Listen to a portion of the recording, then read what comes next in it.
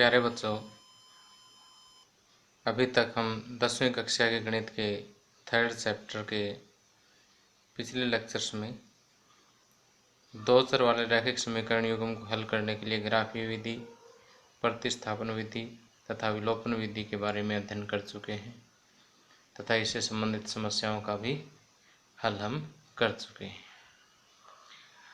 आज हम वज्र गुणन विधि द्वारा विभिन्न समस्याओं को हल करना सीखेंगे। आज के इस लेक्चर में हम वज्र गुणन विधि द्वारा दो चर वाले रैखिक समीकरण युग्म को हल करना सीखेंगे। इसके लिए हम प्रश्नावली 3.5 के प्रश्नों को हल करेंगे।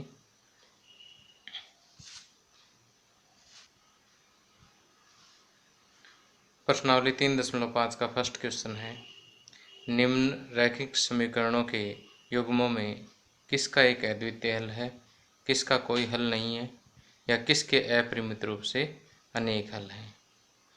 अद्वितीय हल की स्थिति में उसे वज्र गुणन विधि से ज्ञात कीजिए। तो देखिए, अगर हम इस क्वेश्चन को ध्यान से देखें तो यहाँ तक जो ये क्वेश्चन है ये वास्तव में 3.2 प्रश्नावली का क्वेश्चन है, जिसमें हमने ये चेक किया था कि किस समीकरण का एक अद्वितीय हल है, किसके अपरिमित रूप से अनेक हल है या किसका कोई हल नहीं है। उसके लिए हमने अनुपातों की तुलना की थी, वही अभी हमने यहाँ पर करना है। तो यहाँ पे अगर हम देखें तो a1/a2 कितना है। a1 क्या था पहले समीकरण में x का गुणांक और a2 क्या था दूसरे समीकरण में x का गुणांक। b1/b2 पहले समीकरण b1 है पहले समीकरण में y का गुणांक और b2 है दूसरे समीकरण में y का गुणांक। अब या माइनस से माइनस कैंसिल, 3 एकम 3 3 3 9, ये भी आ गया 1/3। c1/c2 c1 है पहले समीकरण में अचर पद और c2 है दूसरे समीकरण में अचर पद। तो यदि हम इन अनुपातों को देखें तो a1/a2 b1/b2 के इक्वल है, क्योंकि ये भी 1/3 है और ये भी 1/3 है। लेकिन c1/c2 देखिए, यहाँ c1/c2 देखिए 3/2 होगा, माइनस से माइनस कैंसिल करने के बाद, जो कि 1/3 के बराबर नहीं है। इसलिए यहाँ कंडीशन क्या बनती है कि a1/a2 is equal to b1/b2 but not equal to c1/c2। इस स्थिति में दिए गए समीकरण युग्म का कोई हल नहीं होगा। इसलिए दिए गए समीकरण युग्म का कोई हल नहीं है।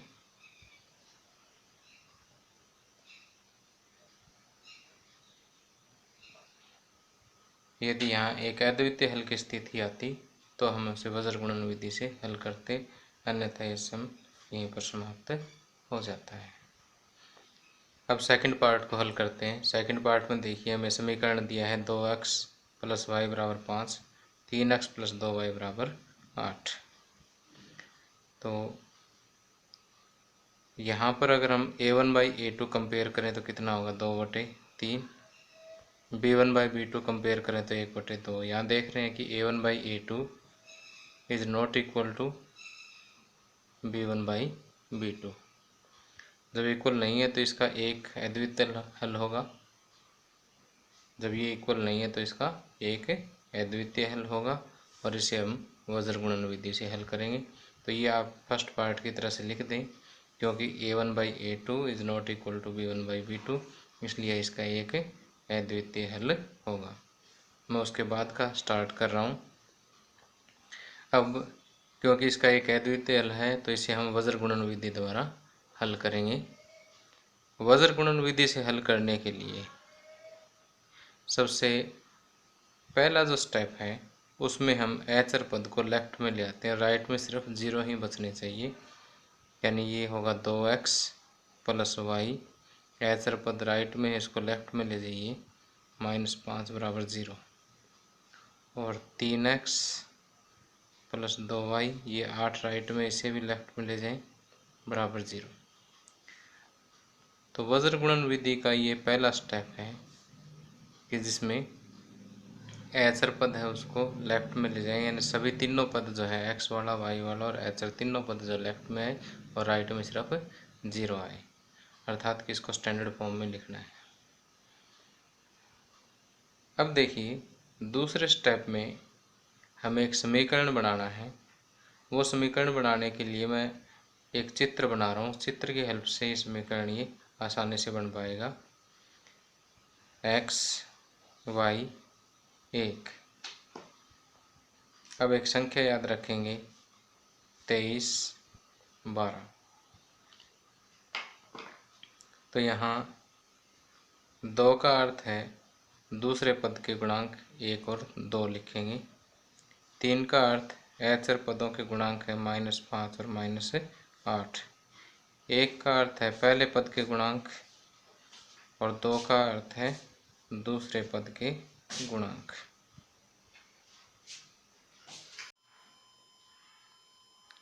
अब देखिए इस चित्र से समीकरण कैसे बनाना है। x बटे 1 की -8 के साथ गुणा -8, फिर एक माइनस लगाना आपने, इन दोनों की गुणा 2 5 10, माइनस का 10 हो जाएगा, बराबर का निशान, y बटे -5 और 3 की गुणा -15, और फिर एक माइनस लगाएंगे,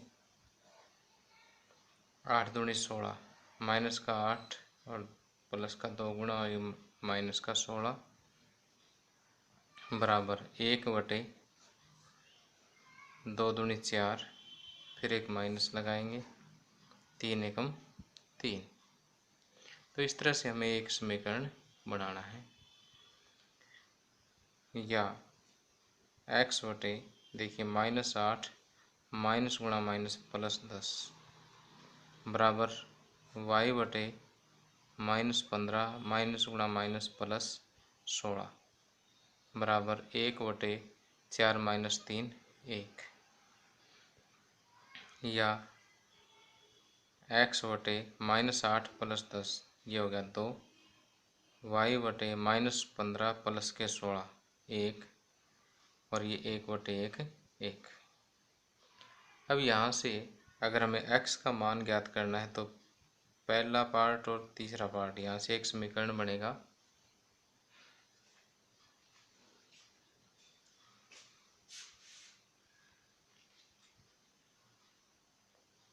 कि x बटे 2 बराबर 1 तथा y की वैल्यू ज्ञात करने के लिए दूसरे और तीसरे पार्ट से एक समीकरण बनेगा y बटे 1 बराबर 1। यहाँ से x बराबर 2 तथा y बराबर 1, ये दिए गए समीकरण का हल आ गया है। तो देखिए वज्र गुणन विधि में सिंपल से 3 स्टेप है। पहले स्टेप में हमें एचर पदों को लेफ्ट में लेके आना होगा, यानी समीकरण इस रूप में लिखने होंगे कि राइट साइड में 0 ही आए। फिर एक चित्र बना करके इसका समीकरण लिखना होगा। फिर x का मान ज्ञात करने के लिए तीसरे स्टेप में x और y का मान ज्ञात करने के लिए x के लिए पहले और तीसरे पार्ट से एक समीकरण बनेगा, उससे x की वैल्यू निकलेगी, और y के लिए दूसरे और तीसरे पार्ट से एक समीकरण बनेगा, उससे y की वैल्यू निकल जाएगी।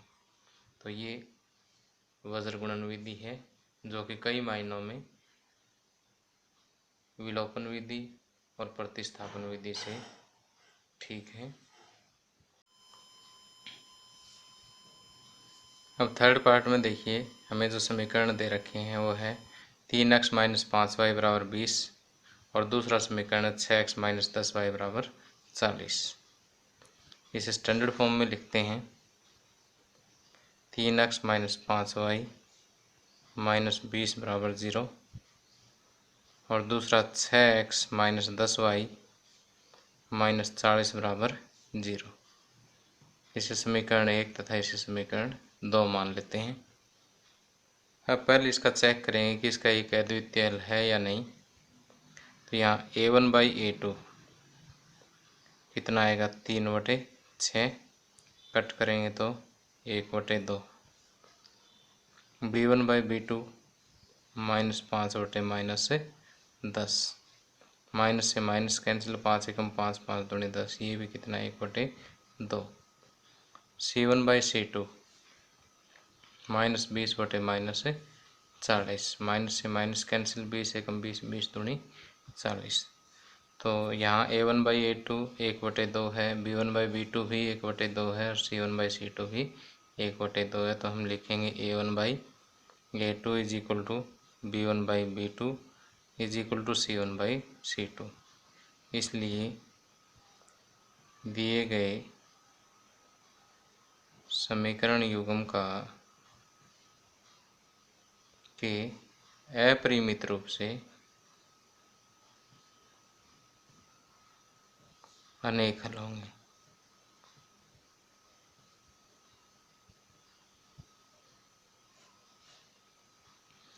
और जो हमें स्टेटमेंट दे रखी है इस क्वेश्चन की, उसके अकॉर्डिंग अद्वितीय हल की स्थिति में ही हमें वज्र गुणन विधि से हल करना, लेकिन यह अद्वितीय हल नहीं है, इसलिए क्वेश्चन यहीं समाप्त हो जाता है।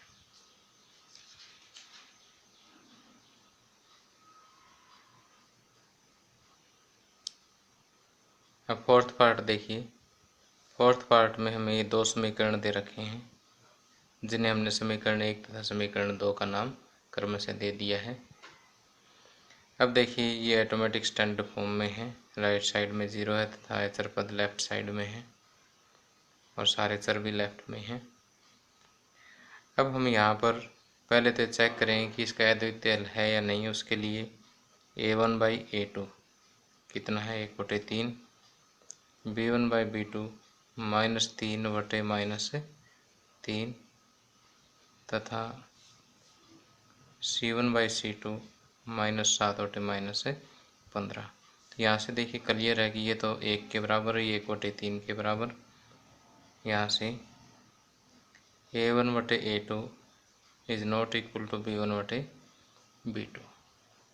इसलिए दिए गए समीकरण युग्म का एक अद्वितीय हल होगा।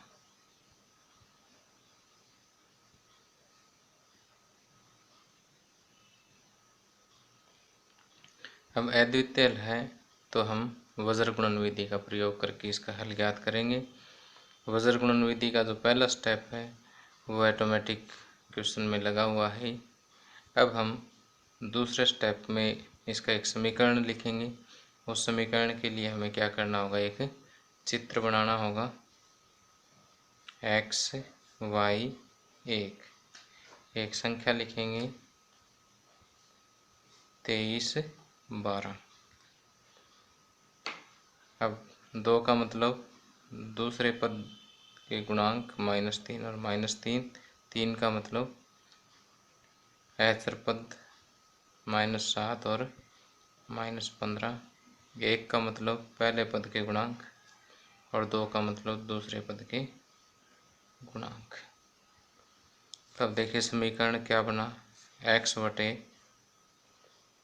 5 15 3 45 माइनस और माइनस प्लस, यानी प्लस के 45।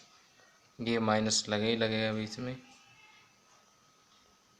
3 7 21 माइनस गुणा माइनस प्लस, प्लस के 21 बराबर y/7 21 माइनस का 21 हो गया। और एक माइनस फार्मूले का लगाएंगे हम, -15 एकम माइनस के 15 बराबर 1/1 की -3 के साथ गुणा -3, फिर एक माइनस लगेगा फार्मूले का बीच में, 3 3 9 माइनस का 9। अब यहाँ देखिए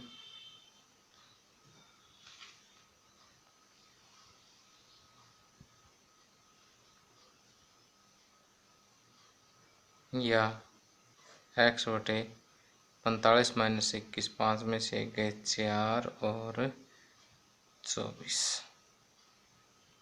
वाई बटे ये माइनस इंटू माइनस प्लस हो जाएगा, माइनस के 21 प्लस के 15, तो ये हो जाए माइनस के 6 बराबर 1 बटे माइनस गुणा माइनस प्लस, प्लस के 9 माइनस के 3, तो ये आ जाए प्लस के 6। तो अब देखिए ये समीकरण हमारे पास आ गया है। तो 2 स्टेप खत्म हो गए इस विधि के। तीसरे स्टेप में हमें x की वैल्यू अगर हमें ज्ञात करनी हो तो पहले और तीसरे भाग से एक समीकरण बनाएंगे। या x बटे 24 बराबर 1 बटे 6, और y की वैल्यू ज्ञात करने के लिए दूसरे और तीसरे भाग का प्रयोग करेंगे। तो देखिए यहाँ से x बराबर क्या आया, 24 इधर ले जाइए, 24 बटे 6, 6 चौके 24, तो x बराबर आ गया 4 तथा y बराबर माइनस 6 बटे 6 माइनस का 1, y बराबर माइनस 1। तो इस तरह से हम वज्र गुणन विधि से किसी भी दिए गए समीकरण युग्म का यदि हल संभव है तो ज्ञात कर सकते हैं।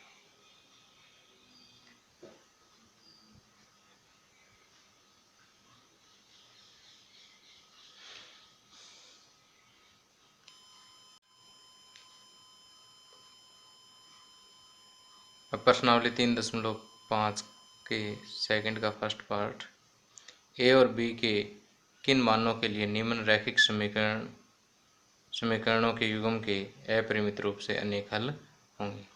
यहाँ देखिए हमें एक समीकरणों का युग्म दिया हुआ है और यहाँ ए और बी के वे मान ज्ञात करने हैं जिसके लिए इस समीकरण युग्म के अपरिमित रूप से अनेक हल हों।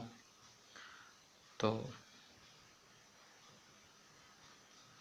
जो समीकरण में दे रखे हैं 2x प्लस 3y बराबर 7, और दूसरा में दिया है a minus B X plus a plus B Y बराबर 3a प्लस b माइनस 2।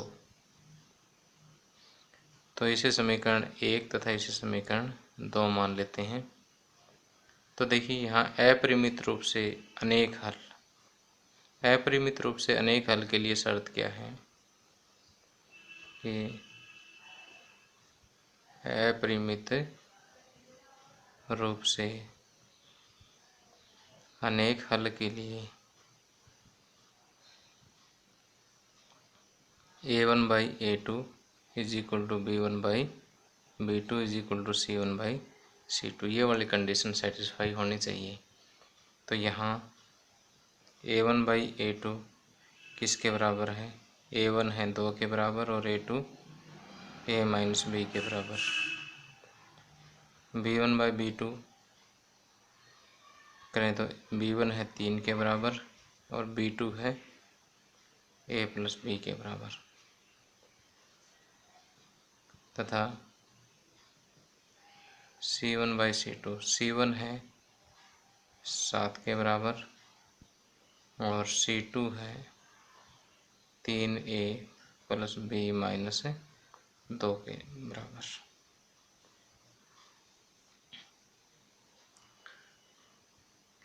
तो यहाँ से देखिए इसे हम 3 मान लेते हैं और इस पूरे को हम 4 मान लेते हैं।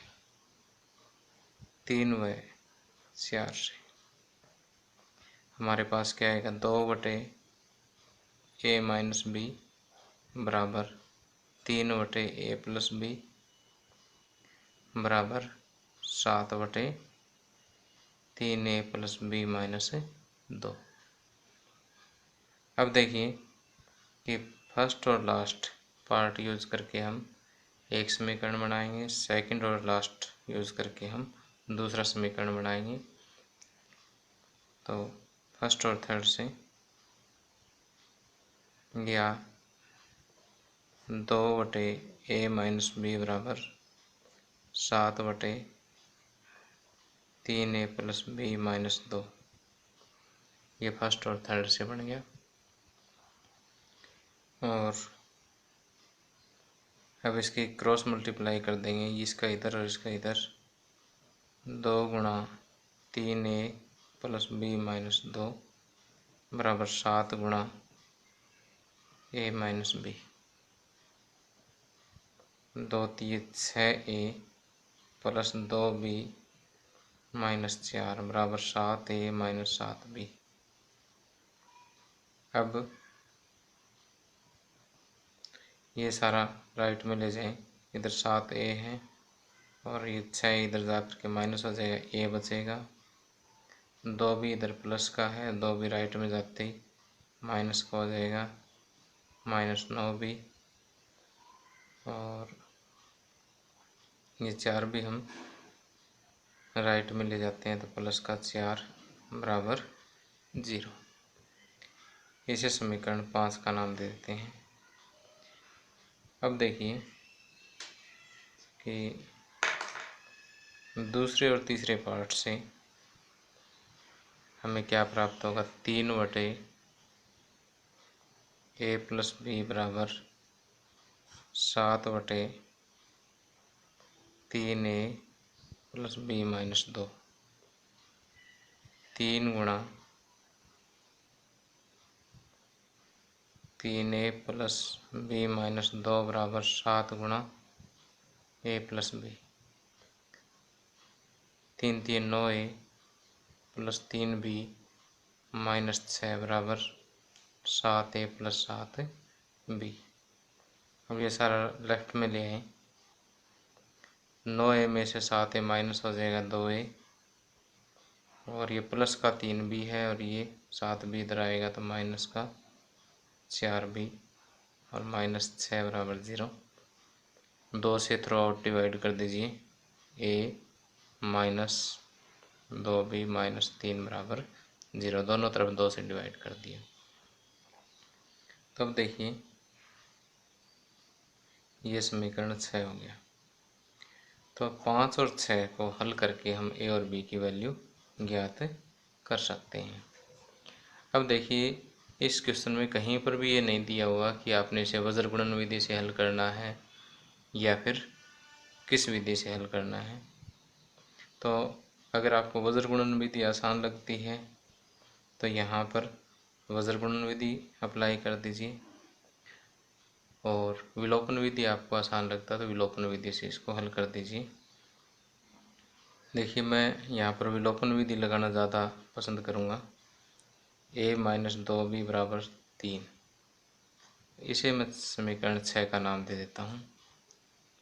और यहाँ से a माइनस 9b बराबर माइनस 4, इसे समीकरण 5 का नाम दे देता हूँ। अब क्या करेंगे, यहाँ पर a है और यहाँ पर भी a है। 5 में से 6 घटाने पर समीकरण 5 में से समीकरण 6 घटाने पर क्या आएगा। a माइनस 9b बराबर माइनस 4 और a माइनस 2b बराबर 3। घटाएंगे तो साइन पलट जाएंगे, एक प्लस का और एक माइनस का कैंसिल हो जाएगा। माइनस 7b बराबर माइनस 7 और b बराबर 1 आ जाएगा। यहाँ से b बराबर 1 समीकरण 6 में रख दें। समीकरण 6 में रखेंगे तो क्या आएगा, a माइनस 2 गुणा 1 बराबर 3 और ये 2 इस साइड जा कर के प्लस हो जाएंगे तो a बराबर 5। a बराबर 5 और b बराबर 1 इस दिए गए समीकरण का हल होगा। इन a बराबर 5 और b बराबर 1 समीकरण 5 और 6 का हल होगा और यही हमारे इस क्वेश्चन का आंसर होगा कि a बराबर 5 तथा b बराबर 1 के लिए। तो देखिए यहाँ पर अगर हम पुट करके देखें तो 5 में से 1 गए 4, तो ये बनेगा 2/4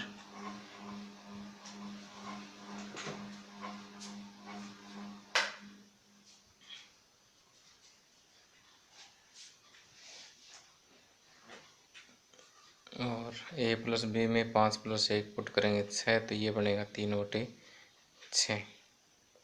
और इधर 3 5 15 प्लस 1 16, 16 में से 2 गए 14, तो ये बनेगा 7/14।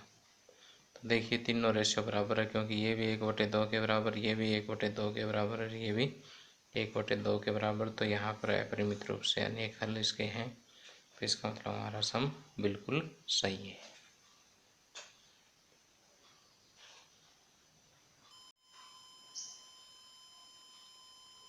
यहाँ 3.5 प्रश्नावली के सेकंड क्वेश्चन का सेकंड भाग, के किस मान के लिए निम्न रैखिक समीकरणों के युग्म का कोई हल नहीं है।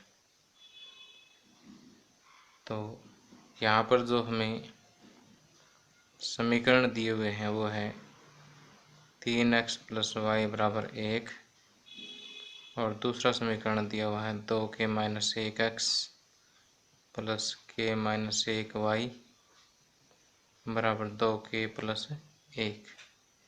ये समीकरण 1 है और ये समीकरण 2 है। अब समीकरण युग्म का कोई हल नहीं है, वो स्थिति हमें लिखनी है। तो समीकरण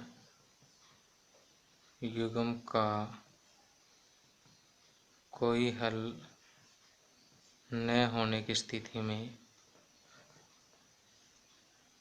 समीकरण युग्म का कोई हल न होने की स्थिति में क्या है, क्या कंडीशन है कि a1/a2 = b1/b2 but not equal to c1/c2। तो यहाँ पर पहले a1/a2 = b1/b2 इम्प्लाइज दैट, यहाँ से क्या आएगा, a1 क्या है 3, a2 2k - 1 बराबर b1 y का गुणांक है 1, और b2 दूसरे समीकरण में y का गुणांक है ये। अब इसे आर पार गुणा करेंगे,